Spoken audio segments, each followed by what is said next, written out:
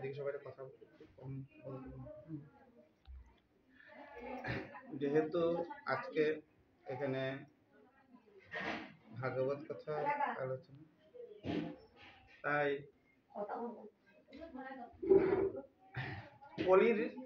কলিযুগের যখন শেষ, কলির শেষ, তখন সমস্ত মুনি ঋষিরা একত্রিত হয়ে নৈমিষারণ্যের সুত মুনি যেখানে ছিলেন সেখানে উপস্থিত। সেখানে অনেক অনেক ঋষি, 85,000 ভক্ত সেখানে উপস্থিত হয়ে সুত মুনিকে জিজ্ঞাসা করছেন, মুনিবর, আমাদের কলিহত জীব, এখন তো কলি আসছেন,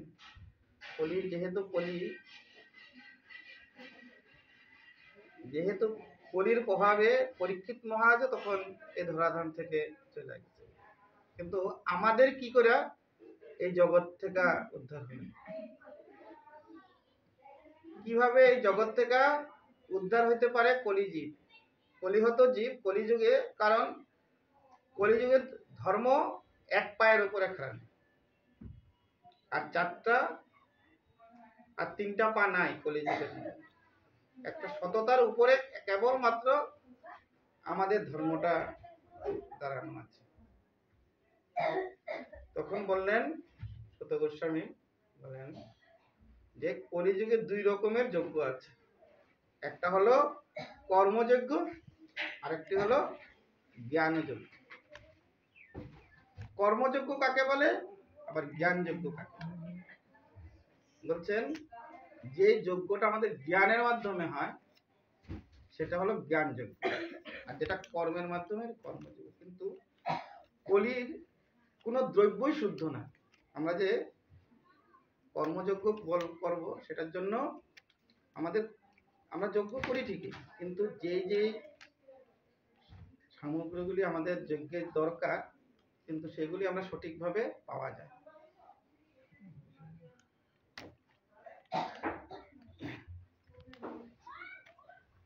যে সামগ্রীগুলি আমাদের দরকার সেগুলি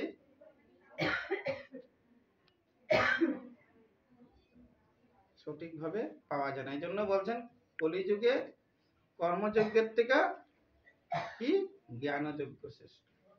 এখন কি জ্ঞান অবলম্বন করতে হবে? তখন সবাই মিলে বলছেন, সনকাদি ঋষি সেখানে উপস্থিত ছিলেন। সনকাদি ঋষি এবার সুত গোস্বামীর কাছে প্রার্থনা করছেন যে তাহলে যে কি যজ্ঞ করা উচিত, সেই যজ্ঞটা বলছেন আপনি আমাদেরকে জ্ঞান প্রদান করুন। এখন বলছে ঠিক আছে, কলিযুগে একমাত্র জ্ঞান হলেন ভাগবত জ্ঞান। যদি ভাগবত জ্ঞান অবলম্বন না হয় তাহলে আমরা ভগবত ভক্তি লাভ করতে পারি, আর ভগবত ভক্তি লাভ না করতে পারলে আমরা ভগবত ধাম যেতে পারবো। ভগবত ধাম মানে কি? ভগবানের ধাম। আমরা সবাই কোথা থেকে এসেছি? আমরা সবাই ভগবানের কাছ থেকে এসেছি, আর আমাদের ভগবানের কাছেই ফিরে যেতে হবে। এখন আমাদের ভগবানের কাছে কিভাবে ফিরে যেতে হবে সেইটা তো আমাদের জানা দরকার, আর সেই জানাটাই একমাত্র ভাগবতের কাছে আছে। ভাগবত শ্রবণ করলে শুদ্ধ ভক্তের কাছে, তখনই আমরা ভগবত ভক্তি লাভ করতে পারব। না হলে বলছে আমরা কখনো ভগবত ভক্তি লাভ না হলে ভগবত ধাম যাওয়া যাবে না।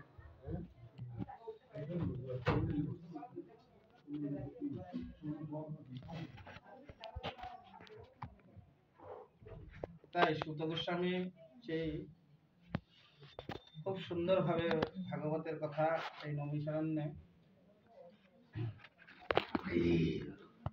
বর্ণনা করলেন যে কি আমাদের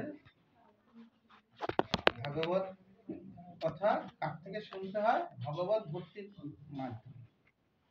ভগবত ভক্তের কাছ থেকে ভাগবত কথা শুনতে হয়, সবাই কাছ থেকে ভাগবত কথা শুনতে হয়। কারণ কি, ভাগবতটা হলো অমৃত, যেমন দুধটা কি হয়, খেলে আমাদের শরীরের পুষ্টি হয়। আর সেই দুধটা যদি আমরা কি হয় কোনো সাপে খায়, আর সেই দুধটা আমরা খেলে কি হবে? অমৃত হবে না বিষ হবে? সেই রকম ভাগবতটাও, যারা ভাগবত শাস্ত্রে বলে দিয়েছেন কার কার থেকে ভাগবত, যারা ভগবত গুরু শিষ্যের পরম্পরায় আছে, ভগবান বলছেন যে এই যে আমাদের যখন কুরুক্ষেত্রে ভগবান কৃষ্ণ এই কথা বলেছেন আমাদের যে পরম্পরা, বলছেন পরম্পরা বিদু, মানে পরম্পরা ধারায় এই গীতার জ্ঞান ভাগবতের জ্ঞান শ্রবণ করা দরকার। কথাকথিত কেউ বলছে তার থেকে ভাগবত শ্রবণ করলে আমাদের জীবনেও ভগবত ভক্তি হবে, আর ভগবানের ধামে যেতে পারবো। আমাদের আসল উদ্দেশ্যই হলো ভগবানের কাছে যাওয়া, আর ভগবানকে সেটা জানতে হবে।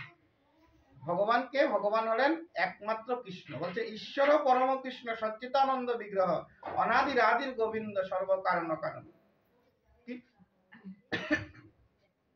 একমাত্র ভগবানই হচ্ছে কৃষ্ণ।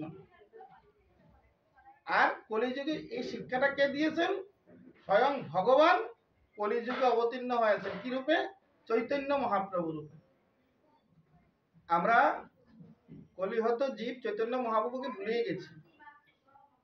চৈতন্য মহাপ্রভু যে জগতে এসেছে আমাদেরকে শিক্ষা দেওয়ার জন্য, সেই চৈতন্য মহাপ্রভুই যে আসল ভগবান। আমরা সেই ভগবানের কথা না মেনে অন্য কথিত আমার মতন 2-3 জন কি বলছে সেগুলি নিয়েই ব্যস্ত থাকি। তাই এই যে তখন সুত গোস্বামী বলছেন এই যে ভাগবত কথাটা কে শুনেছিলেন? সুখদেব গোস্বামী পরীক্ষিত মহারাজকে শ্রবণ করিয়েছিলেন, মৈত্রেয় ঋষি বিদুরকে শ্রবণ করিয়েছিলেন। তখন জিজ্ঞাসা করছিলেন যে সনত ঋষি বলছেন খুব সুন্দর, আচ্ছা আমি তো ভাগবত শ্রবণ করছি, আবার কে শ্রবণ করিয়েছিলেন? চতুষ্কুমার নারদকে শ্রবণ করিয়েছিলেন ভাগবত। ঠিক আছে, সমস্ত কিছু তো শুনলাম, সবাই তো ভক্তরাই শুনেছে। এখানে যেমন পরীক্ষিত মহারাজ ছিলেন শশাগড়া রাজ্যের রাজা, উনি পরম বৈষ্ণব ছিলেন,